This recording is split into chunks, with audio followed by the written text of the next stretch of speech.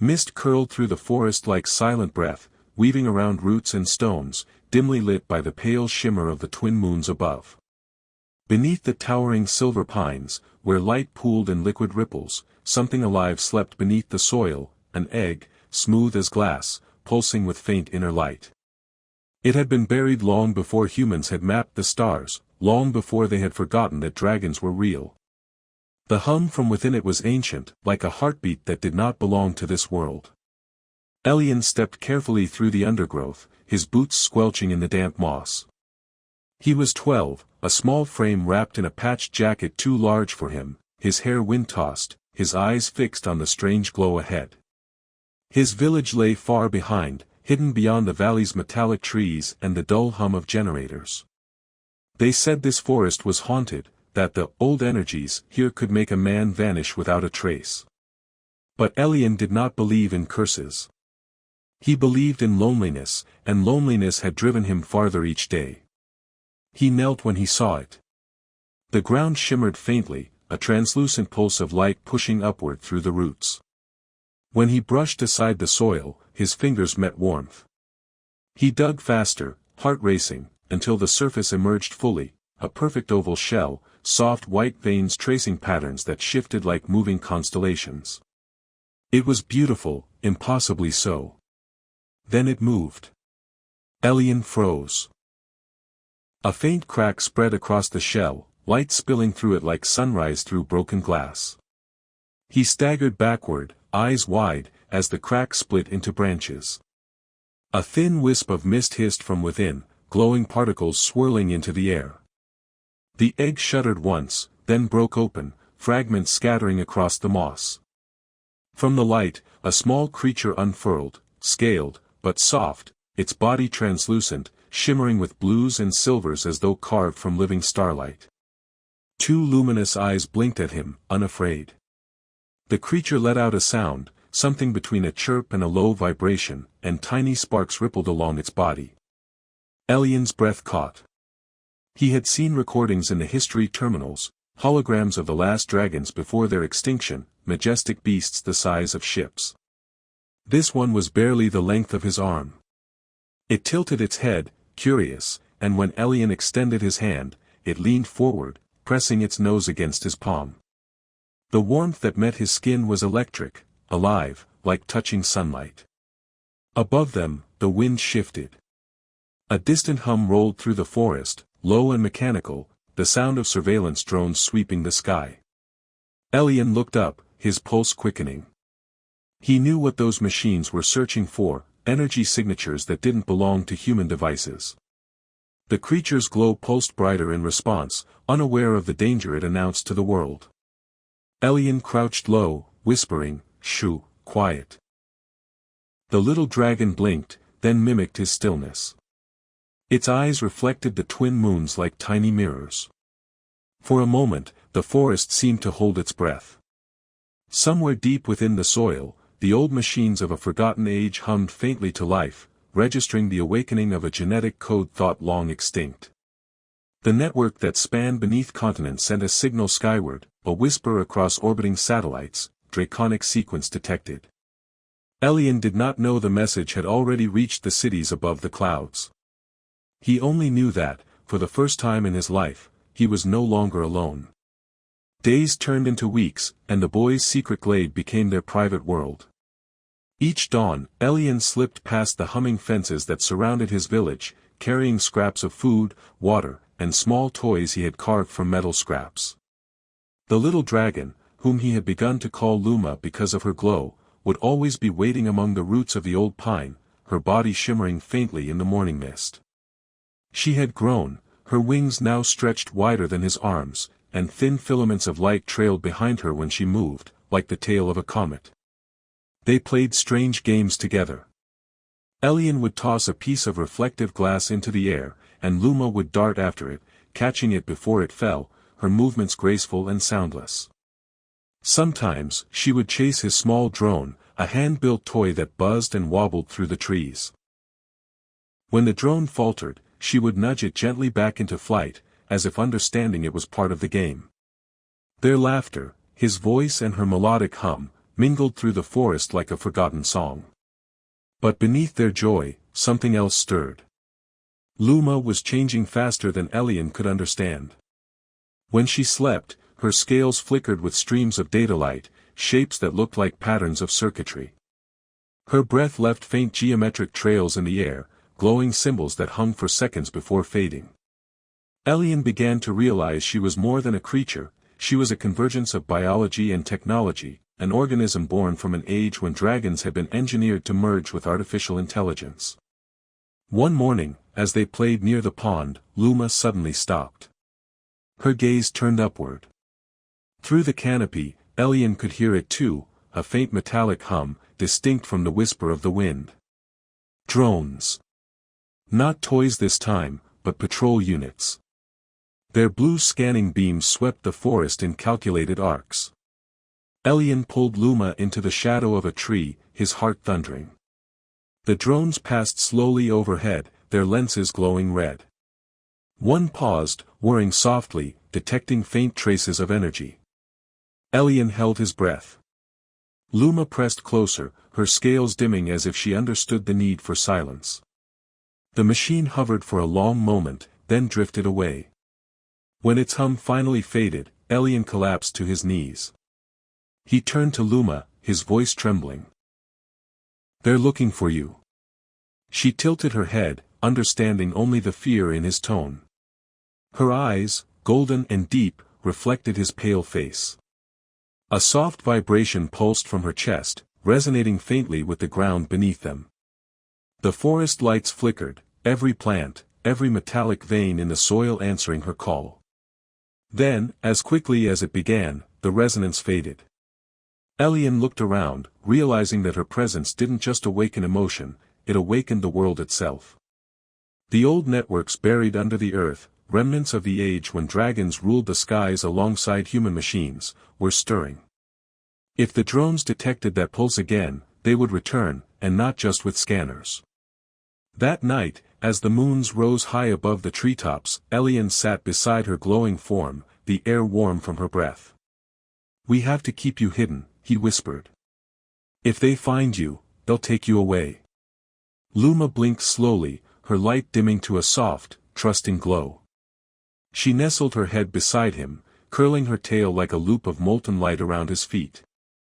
The forest exhaled, and for a brief moment, the stars seemed to shimmer closer, as if listening to their heartbeat.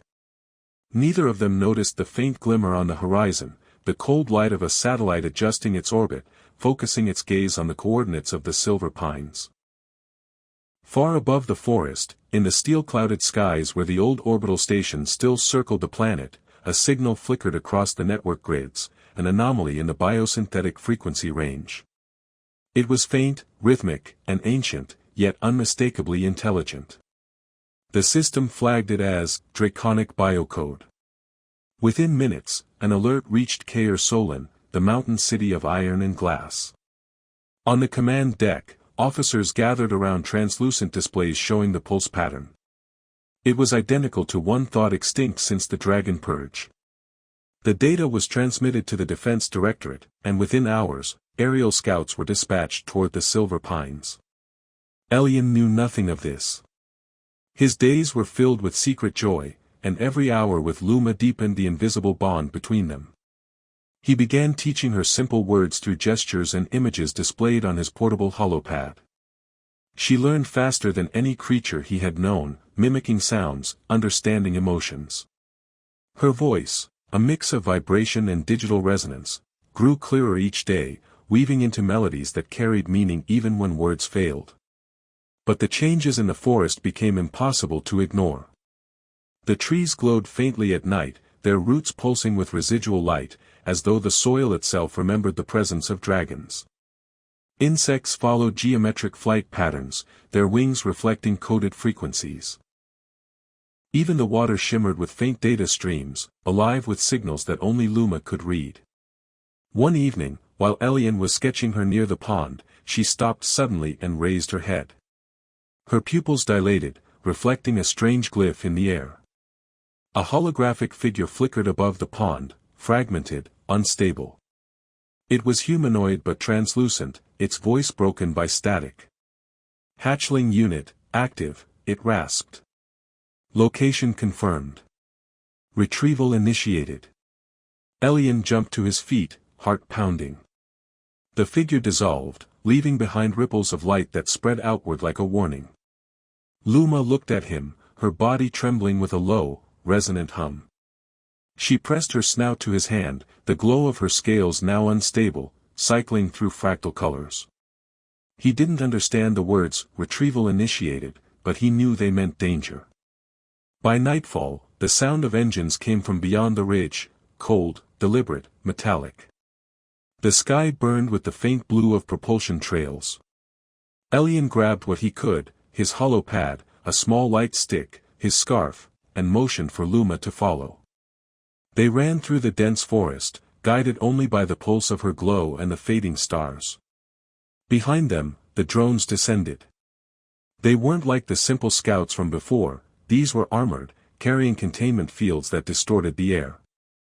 One of them locked onto Luma's energy trail and released a shimmering net of light.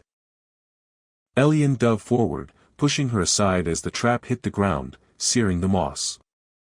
The impact sent a shockwave through his body, burning the edges of his clothes. Luma reared up, wings flaring wide, her body erupting with energy. She screamed, not in fear, but in defiance, and her cry was more than sound.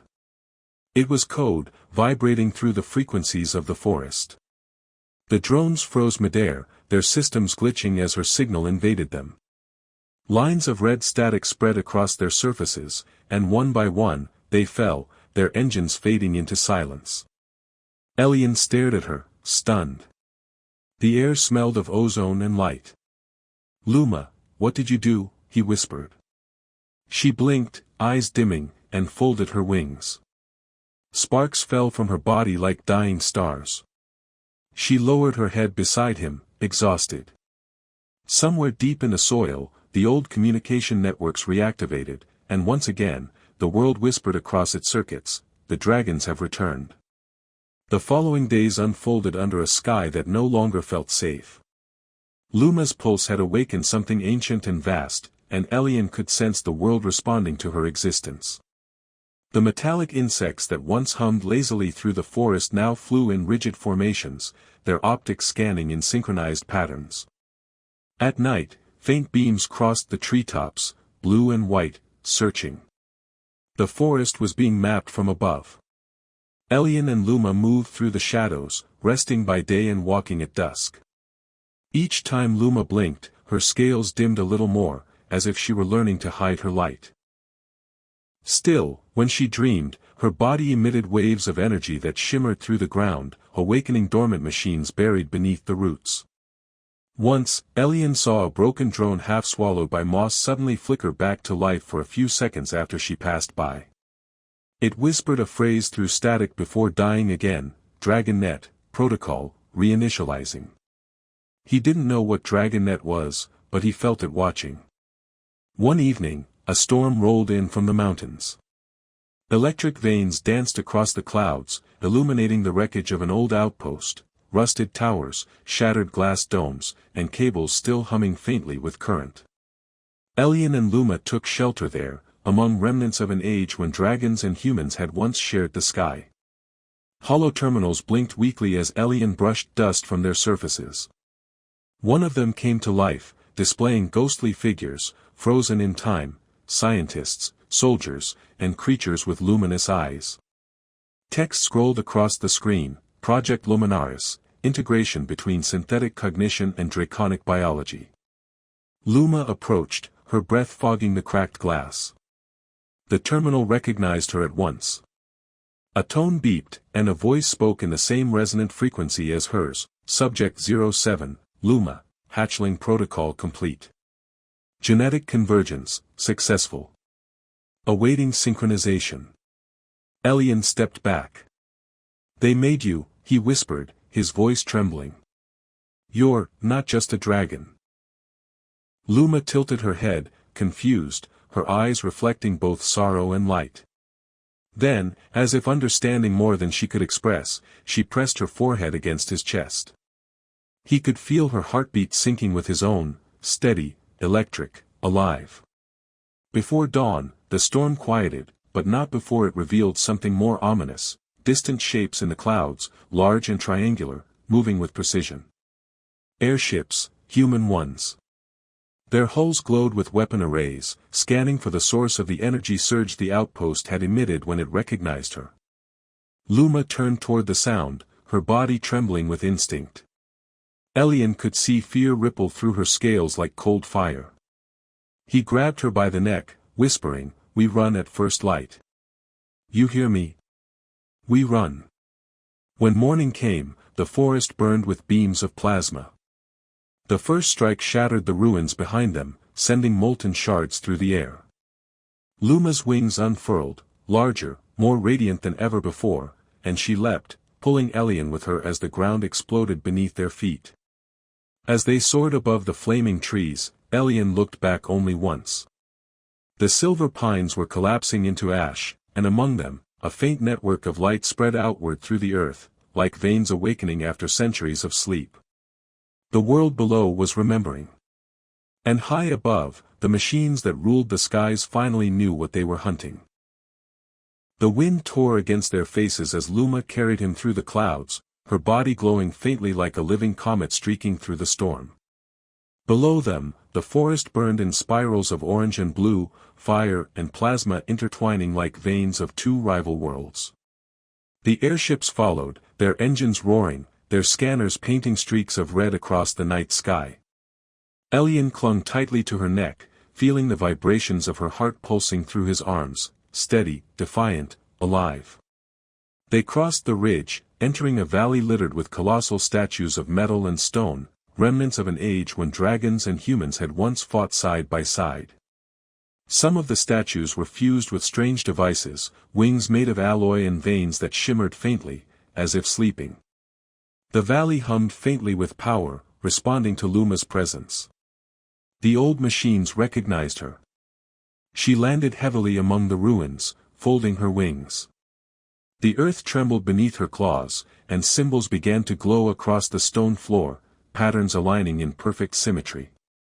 Elian stepped back as holograms flickered to life around them, depicting old battles, treaties, and the rise of the DragonNet, a system built to link the consciousness of dragons with human neural technology. The final image froze on a single phrase: Project Severance, shutdown protocol activated. Elian stared in disbelief. The truth unfolded slowly. The dragons hadn't vanished naturally. They had been shut down, erased by the very humans who created the system to connect them. But one egg had survived, buried deep, its signal dormant for centuries until his laughter had reawakened it. Luma lowered her head, as though hearing the same echoes. Then her scales brightened again, this time not with warmth but urgency. She turned toward the holograms, and a resonant hum escaped her throat, a harmonic tone that seemed to vibrate the air itself. The ruins responded instantly. The dormant machines flickered to life, massive pillars rising from the ground, shedding centuries of dust. "Luma, what are you doing?" Elian shouted over the noise. The light enveloped them both.